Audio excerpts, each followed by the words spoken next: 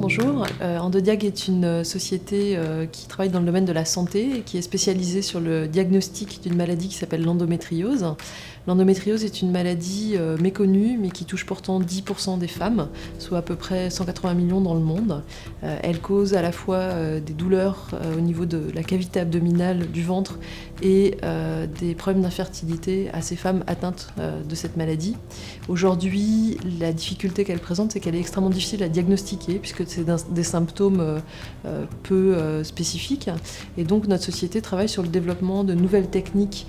pour améliorer son diagnostic et éviter ce qui se passe aujourd'hui, c'est-à-dire un délai de 9 ans entre l'apparition de la maladie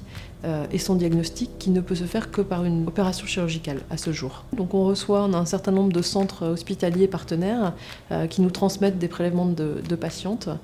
et on utilise ces prélèvements sur ces fameuses lésions d'endométriose qui ont été prélevées au niveau de l'abdomen, soit au niveau de liquide qu'on retrouve aussi à l'intérieur de l'abdomen ou du sang, et on cherche des traces spécifiques de cette maladie pour pouvoir demain faire ce diagnostic sans avoir à aller opérer et chercher ces tissus. Le Centre francilien de l'innovation nous suit depuis la création, même presque l'antécréation du projet,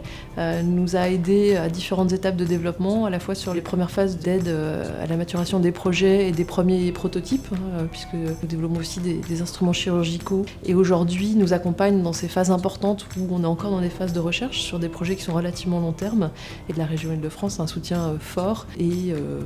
un réseau important, puisqu'effectivement notre objectif c'est demain